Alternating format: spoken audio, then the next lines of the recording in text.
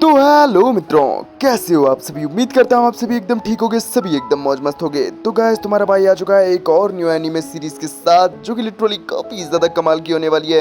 Well, मैं इसे new series तो नहीं बोलूंगा क्योंकि इसके अब तक भाई 8 से 9 एपिसोड आ चुके हैं।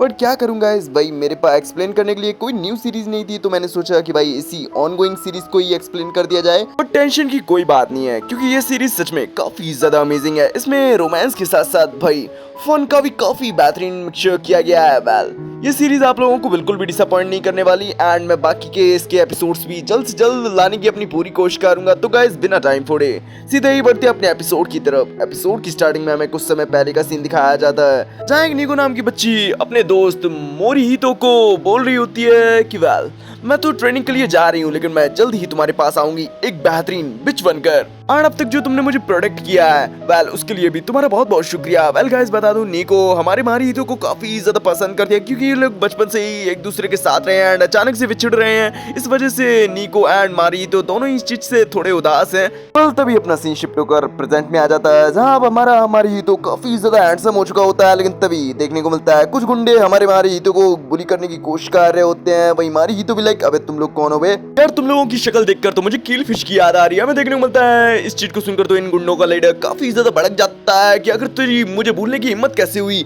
मैं मोमोटा हूँ जिसे कि तूने ग्रेजुएशन के दिनों में काफी ज्यादा परेशान किया था। हम लोग एक बंदे को बुली कर रहे थे, लेकिन तू अचानक से आया एंड उस लड़के को उठाकर भाई रूगू टाउन में भाग गया। वेल, सच में तूने हमें तब काफी ज्यादा इरिटेट किया था। तभी इसका बंदा भी बोलता है, और तो और तूने हमारे बॉस के बालों की बुराई भी की थी कि इनके बाल भाई मुर्गे जैसे लगते हैं। वेल, इसी चीज का बदला आज हम तुझसे लेने वाले हैं। वेल, तू तैयार हो जा। ये बोलते वो भाई हमारे मोरीहितो पर अटैक कर देते हैं, लेकिन हम मोरीहितो को देखते हैं वो अटैक बैक बिल्कुल भी नहीं करता एंड बस इन लोगों के अटैक्स को डॉज कर रहा होता है। तभी अगले सीन में देखते हैं भाई इन लोगों के एक दो अटैक भाई हमारे मोरीहितो को लग चुके होते हैं एंड वो थोड़ा बहुत इंजर्ड हो चुका होता है। इसके डैड भी बोल रहे होते हैं, वेल, तुमने आखिर उन लोगों पर अटैक काय को नहीं किया। मैं मोरीहितो भी लाइक, क्योंकि अगर मैं अटैक कर देता तो वो लोग भाई मेरे एक दो ही अटैक में हेवन में पहुंच जाते। और वैसे भी मोमोटा वो लड़का है जिसको कि मैंने बचपन में काफी पीटा था, जिससे कि वो काफी ज्यादा इंजर्ड हो चुका था एंड मैं नहीं चाहता कि ऐसा दोबारा हो। वहीं उसके डैड भी लाइक, देखो बच्चे, तब से अब का समय काफी बदल चुका है एंड तुम भी काफी इंप्रूवमेंट कर चुके हो एंड अपनी पावर को कंट्रोल करना सीख चुके हो।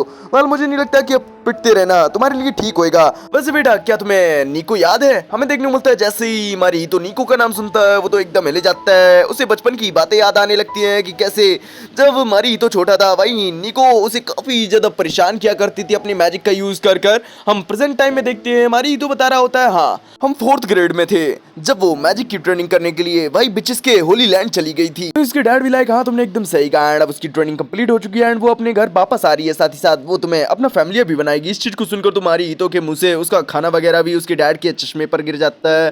डैड भी लाइक, बेटा जी, तुम रेमन खा रहे हो, साथ ही साथ अगर तुमने इसे ज्यादा बर्बाद किया तो भाई नारुतो नाराज हो जाएगा। बट चलो इन बातों को साइड में रखते हैं। ज्यादातर विचेस भाई एनिमल्स को अपना फैमिली बनाना पसंद करती हैं, लेकिन भाई काफी समय पहले कुछ एनिमल्स ने कुछ ज्यादा ही माना एब्जॉर्ब कर लिया था, साथ ही साथ जिससे कि वो ह्यूमंस में ट्रांसफॉर्म हो गए। एंड ऐसा ही एक ऑक्स एंड टाइगर के साथ भी हुआ था, जिन्होंने इंसानों के साथ शादी कर ली एंड उनके बच्चे भी हुए एंड उन्हीं के ही वंशज आज के दौर में ओग्रे के नाम से जाने जाते हैं। वेल, हमारा ओग्रे क्लैन भी भाई उन्हीं में से एक है एंड हम लोग उनके ही डिसेंडेंट है। वेल, देखा जाए तो हम लोग फैमिलियर्स के वंश से ही हैं। वही मोरीहितो भी लाइक, वेल, आपकी इन बातों से क्या ही फर्क पड़ता है। वेल, जमाना काफी ज्यादा बदल चुका है एंड अब इन बातों का कोई मतलब नहीं बनता एंड मैं किसी का फैमिलियर नहीं बनना चाहता। तो इसके डैड बोलते हैं, देखो बेटा, आज के दौर की बात की जाए तो हाँ, हमारे और विचेस के बीच भाई मास्टर और सर्वेंट वाला रिश्ता तो टूट चुका है, लेकिन देखा जाए तो भाई एक समझौता है जिसकी वजह से हम लोगों को इस चीज को मानना ही पड़ेगा। वही मोरीहितो भी लाइक, अगर आपको किसी का सर्वेंट बनना है तो भाई बन जाइए ना, मेरे पे काइप को प्रेशर डाल रहे हैं। वही डैड भी लाइक, देखो बेटा,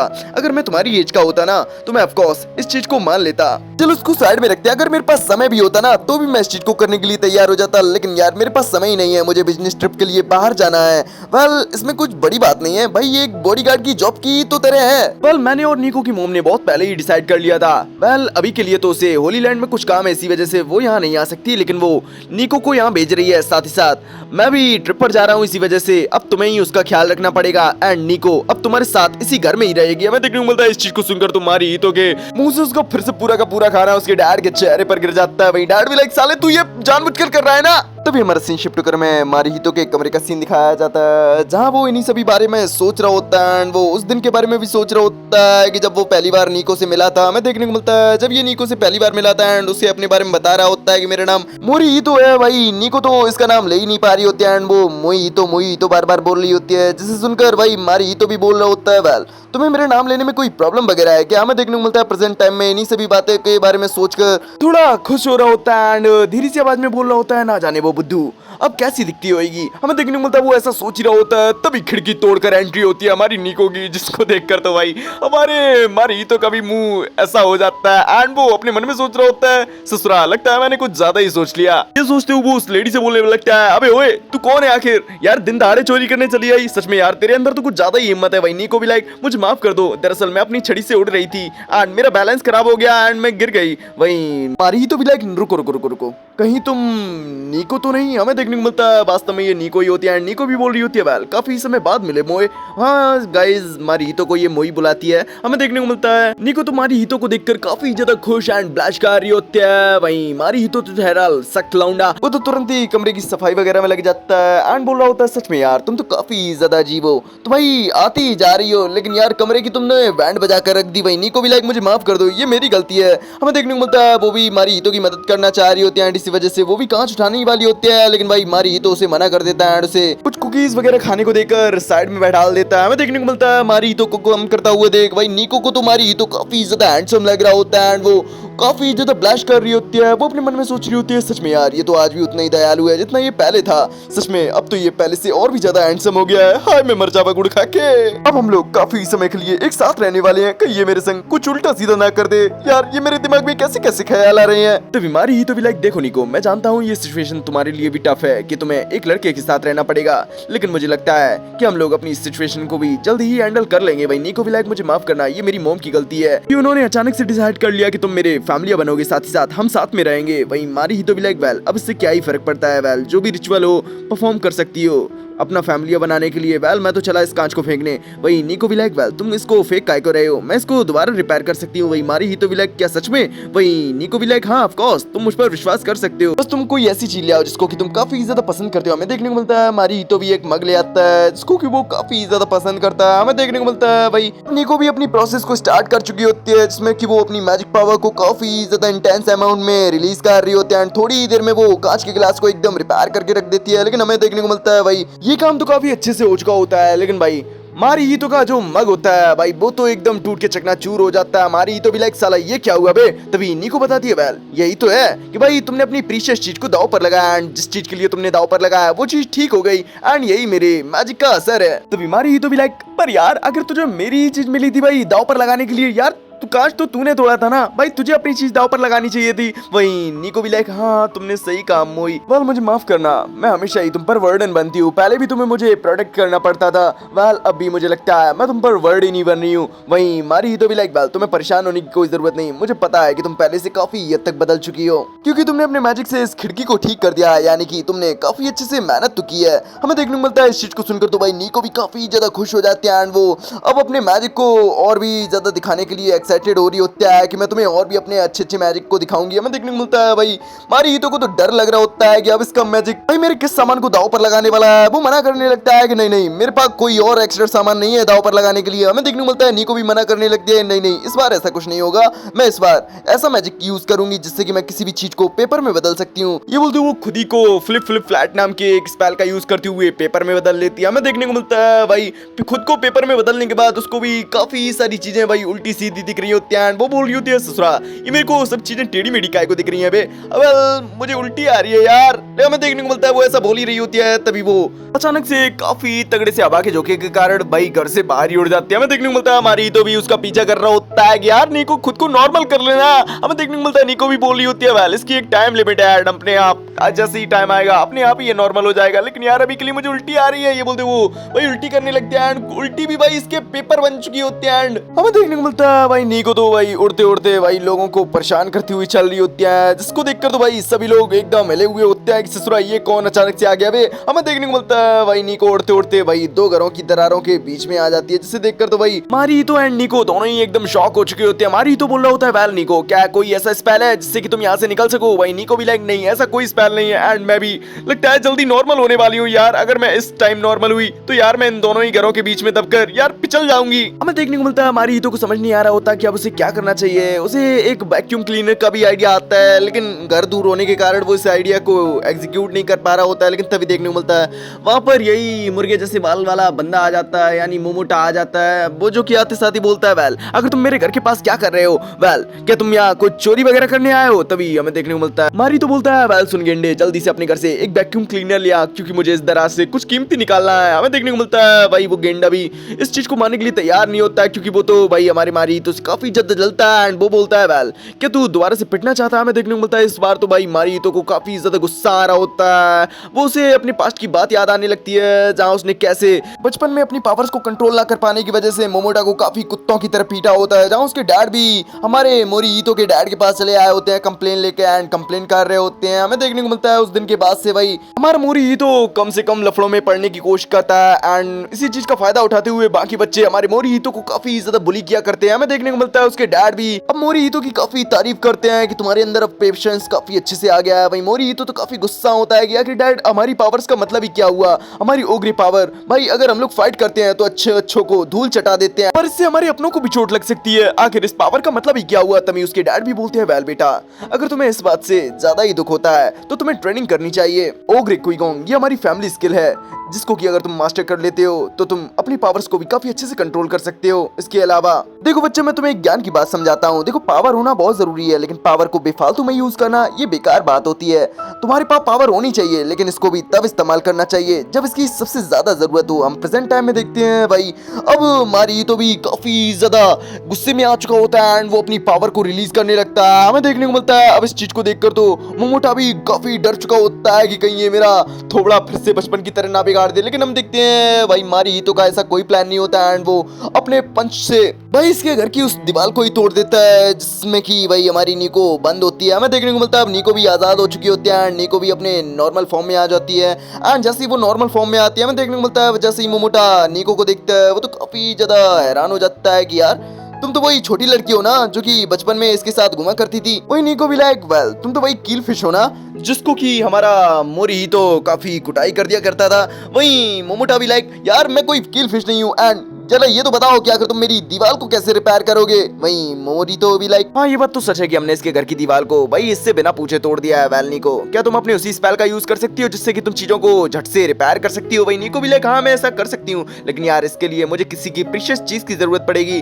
वही मारी तभी लाइक वेल इसकी तुम्हें परेशान होने की कोई जरूरत नहीं, इसके बाल है तो इसके बाल इसको जान से भी ज्यादा प्यारे हैं। हमें देखने को मिलता है भाई नीको भी ऐसा ही करती है एंड मोमोटा के बाल को सेक्रीफाइस कर देती है। हमें देखने को मिलता है मोमोटा तो अब टकला हो चुका होता है एंड इन लोगों पर काफी भड़क रहा होता है कि तुम लोगों की हिम्मत कैसे हुई मेरे बाल की ऐसी धज्जियां उड़ाने की। यार अब मैं टकला हो चुका हूँ यार तुम लोगों की। तो हमें देखने को मिलता है अब ये लोग अपने घर जा रहे होते हैं। वही रास्ते में नीको बोल रही होती है वेल हम लोगों ने मोमोटा के बाल को उड़वा दिया, वेल इससे कोई प्रॉब्लम तो नहीं होगी। वही मारी तो भी लाइक वेल इससे क्या प्रॉब्लम होगी, अब तक उसने मुझे बुली किया, वेल मैं अब तक जेलता गया। वेल छोटे से कंपनसेशन के हिसाब से मुझे लगता है ये काफी रहेगा। तभी नीको बोलती है वेल मोए मुझे तुमसे एक जरूरी काम है। हमें देखने को मिलता है इसका जरूरी काम होता है कि भाई ये काफी सारी शॉपिंग कर चुकी होती है एंड हमारे मोरीतो को इसकी शॉपिंग का सामान उठाना पड़ रहा होता है। वही मारी तो भी बोल रहा होता है यार इतनी शॉपिंग करने की क्या जरूरत थी यार, मेरे तो हाथ में भी दर्द होने लगा है। वही नीको भी लाइक यार तुम तो एक ओगरे हो फिर भी तुम्हारे हाथों में दर्द हो रहा है, लेकिन चलो कोई बात नहीं मैं इसको हल कर देती हूँ। ये बोलते वो उन्हीं सभी सामानों पर एक स्पेल कास्ट कर देती है जिससे कि वो सभी सामान काफी हल्के हो चुके होते हैं। हमें देखने को मिलता है जैसे ही मारी तो उन्हें उठाता है ये तो काफी ज्यादा हल्के हो चुके होते हैं एंड मारी तो के मुंह से भी अपने आप ही निकल पड़ता है कि ये तो सच में काफी ज्यादा हल्का है यार। साथ ही साथ वो निको के स्पेल की भी तारीफ करता है। हमें देखने को मिलता है निको भी काफी ज्यादा खुश हो जाती है। तभी मारी तो बोलता है वेल निको तुम पब्लिक प्लेस में अपने मैजिक का यूज कर रही हो, क्या तुम लोगों को बताना चाहती हो कि तुम एक वेच हो। वेल अगर लोगों को इस बारे में पता चल गया तो यार काफी सारे लोग हैं जो कि तुम्हारी तरफ अट्रैक्ट हो जाएंगे, उसमें से कुछ अच्छे भी होंगे कुछ बुरे भी होंगे। तभी नीको बोलती है वेल मैं समझ सकती हूँ कि तुम्हें मेरी चिंता हो रही है, लेकिन मैं तुम्हें बता दूं हम बिचेस का एक नियम होता है जिसको कि हम लोग चाहकर भी नहीं तोड़ सकते। हमारा मैजिक भाई लोगों की सेफ्टी के लिए होता है एंड हम लोग अपने मैजिक का इस्तेमाल लोगों की भलाई के लिए ही करते हैं। वेल जो लोग नए बच्चे होते हैं भाई उनका मैजिक अनस्टेबल होता है एंड उसे स्टेबल करने के लिए हमें लोगों की ज्यादा से ज्यादा मदद करनी पड़ती है, क्योंकि अगर हम ऐसा नहीं करते तो भाई हमारा मैजिक हम पर ही हावी हो जाता है और हमारा डार्क साइड बाहर निकल आता है। वेल मैं जानती हूँ कि इस चीज से तुम्हें काफी ज्यादा प्रॉब्लम होने वाली है, क्योंकि भाई तुम्हें ही तो मुझे प्रोटेक्ट करना है। लेकिन भाई मैं इतना बोल सकती हूँ कि अभी मेरी ट्रेनिंग चल रही है एंड मैं अपनी ट्रेनिंग से पीछे बिल्कुल भी नहीं हट सकती, क्योंकि मुझे एक शानदार विच बनना है। हमें देखने को मिलता है निको के इतने शानदार सपने को सुनने के बाद भाई मोरितो का भी दिल पिघल जाता है एंड वो बोलता है चलो ठीक है, मैं तुम्हारा फैमिलियर हूँ एंड मैं इसमें तुम्हारे पूरा सपोर्ट करूंगा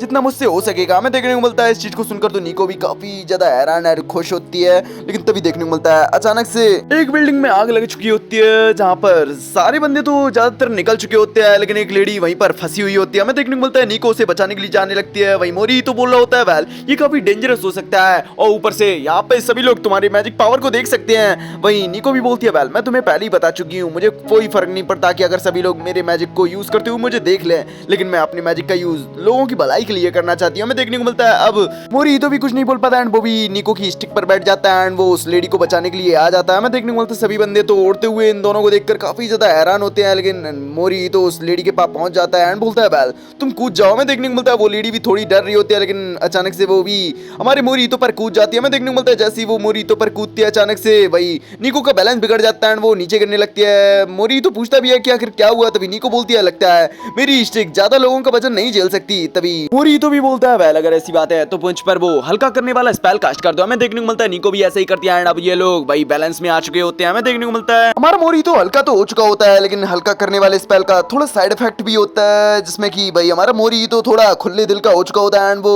इस रेस्क्यू की हुई लेडी से भाई बैकी बैकी बातें करने लगता है कि मैंने तुम्हें रेस्क्यू किया है, कम से कम तुम मुझे अपना नंबर तो दे सकती हो। हमें देखने को मिलता है उस लेडी को भी समझ नहीं आ रहा होता एंड वो पूछ रही होती है आखिर तुम लोग कौन हो एंड आखिर तुम लोग ऐसे उड़ कैसे पा रहे हो। तभी मोरीतो बोलता है वेल ये लेडी जो तुम्हारे सामने बैठी हुई है वो एक विच है एंड मैं एक ओग्रे हूँ। हमें देखने को मिलता है इस चीज को सुनकर तो भाई निको भी थोड़ी हैरान हो जाता है कि यार अभी तुम ही बोल रहे थे कि यार अपनी आइडेंटिटी को सबको नहीं बताना है एंड तुम ही बताते हुए चल रहे हो। तभी अचानक से इनकी गड्डी फिर से डिसबैलेंस होने लगती है। जानी को बोल रही होती है लगता है अभी भी काफी ज्यादा वजन है हमारी स्टिक के ऊपर। वही मोरी तो बोल रहा होता है वेल निको जल्दी से जल्द उस पार्क के में उतार दो हम लोगों को, नहीं तो हमारी पास बैठी इस सुंदरी का वही नक्शा बिगड़ जाएगा। हमें देखने को मिलता है वही निको जैसे ये चीज सुनती है कि उसके अलावा हमारा मोरी तो किसी और को सुंदरी बोल रहा है, भाई वो तो काफी ज्यादा भड़क जाती है एंड वो खुद को हल्का करके भाई ये लोग सेफ लैंडिंग कर लेते हैं उस पार्क में। हमें देखने को मिलता है भाई वो लेडी भी इन दोनों का शुक्रिया बोल रही होती है, लेकिन ये दोनों तो भाई अब अपने ही मौज मस्त वाले मिजाज में आ चुके होते हैं, खुले दिल वाले हो चुके होते हैं। लेकिन तभी इन लोगों को याद आता है कि यार ये लोग तो अपना सामान को वही मार्केट में ही भूल चुके हैं। ये लोग काफी ज्यादा अजीब तरीके से फेस बनाते हुए वही वहां से कल्टी मार लेते हैं। वही वो लेडी भी एकदम हिली हुई होती है कि यार ससुरा सच में यार ये लोग तो कुछ ज्यादा ही बेफिक्र थे। तभी अगले सीन में हमें दिखाया जाता है वही ये लोग अपने घर वापस आ चुके होते हैं, लेकिन यार इन लोगों को इनका सामान कुछ ज्यादा ही भारी लग रहा होता है। लेकिन तभी हम निको को देखते हैं, वो भी अपने स्पेल के बारे में और भी जानकारी लेने के लिए अपनी किताब पढ़ने लगती है। उसे पता चलता है कि भाई इस स्पेल की दो कमियां हैं, जिसमें कि पहली तो भाई इस स्पेल के यूज होने के बाद बंदा बैकी बैकी बात करने लगता है, दूसरी इस स्पेल के खत्म होने के बाद भाई बंदे को बैक क्लैश लगता है एंड थोड़ी देर के लिए वो काफी ज्यादा भारी हो जाता है। हमें देखने को मिलता है भाई ऐसा ही होता है एंड इन लोगों का स्पेल का असर खत्म हो जाता है एंड ये लोग काफी ज्यादा भारी महसूस कर रहे होते हैं एंड जमीन पर ही गिर जाते हैं। हमें देखने को मिलता है जब सब चीजें नॉर्मल हो जाती हैं हमारा मारी तो काफी ज्यादा सदमे में होता है कि यार ससुरा आज मेरे संग कितना बुरा हुआ। पहले तो मेरे घर का कांच तोड़ दिया गया, उसके बाद मेरे मग के बदले में कांच को जोड़ दिया गया और तो और मुझे इतना दूर दौड़ाया भी गया। सच में यार अगर मैं इतना मैराथन में दौड़ता तो सच में पहला मेडल तो मेरा ही होता। हमें देखने को मिलता है निको भी बार बार माफी मांग रही होती है कि मुझे माफ कर दो यार ये मेरी गलती है। तभी अगले सीन में हमें रात का सीन दिखाया जाता है जहाँ भाई निको तो भाई हमारे मारी तो के ही कमरे में सोने के लिए आ चुकी होती है। भाई मारी तो भी बोल रहा होता है यार ससुरा तुम ये मेरे ही कमरे में काय को आ गई हो यार। तभी हम निको को देखते हैं वो इस चीज का जवाब नहीं देती, वो डायरेक्ट ही भाई मोरीतो का शुक्रिया करने लगती है। वो बोलती है वेल आज जो तुमने मेरे लिए किया, इनफैक्ट जो तुमने आज तक मेरे लिए किया उस सब के लिए तुम्हारा बहुत बहुत शुक्रिया। मैं देख सकती हूँ कि तुमने अपनी स्ट्रेंथ को कंट्रोल करने के लिए कितनी मेहनत की है। वहीं मारीतो को भी अपने डैड की बात याद आने लगती है जहाँ वो जाते जाते बोल के गए होते हैं वेल निको के ऊपर 1 साल के अंदर काफी बड़ी मुसीबत आने वाली है। वेल उसकी मॉम एक ओरेकल है एंड उन्होंने ये काफी करीब से देखा है। वेल डिटेल के बारे में तो नहीं पता, लेकिन जब उन्होंने इसके निदान के बारे में देखने की कोशिश की तो पता चला कि इसका फैमिलियर एक डेविल होगा। वेल आई थिंक ये मोरीतो को एक डेविल कंसिडर कर रहे होते हैं। तो ये मोरितो को देखते हैं, वो भी अपने मन में सोच रहा होता है वेल चाहे कुछ भी हो मैं नीको को प्रोटेक्ट कर ही रहूंगा, चाहे इसके लिए मुझे कुछ भी करना पड़े। वहीं हम नीको को भी देखते हैं, वो भी मोरितो को अपने मन ही मन बोल रही होती है वेल मोरितो मैं तुम्हें काफी ज्यादा पसंद करती हूँ, मैं आज से नहीं काफी समय से तुम्हें पसंद करती हूँ एंड मैं तुम्हें हमेशा ही पसंद करती रहूंगी। एंड गाइस इसी प्यारे से सीन के साथ हो जाता अपना ये एपिसोड यहीं फिनिश। वेल गाइस आप लोगों को ये एपिसोड कैसा लगा कमेंट में जरूर बताना, पसंद आया एक प्यारा सा लाइक कर देना, चैनल पर नए हो अभी तक सब्सक्राइब नहीं किया फटाफट चैनल को सब्सक्राइब करके बेल आइकन को ऑल पे सेट कर लीजिए, जिससे मेरे न्यू एपिसोड न्यू अपडेट्स का नोटिफिकेशन आप लोगों को पहले से पहले मिलता रहे गाइस। तो गाइस अब मिलेंगे हम लोग इसके नेक्स्ट एपिसोड में, तब तक के लिए बाय बाय, सायोनारा, ख्याल रखिए अपना।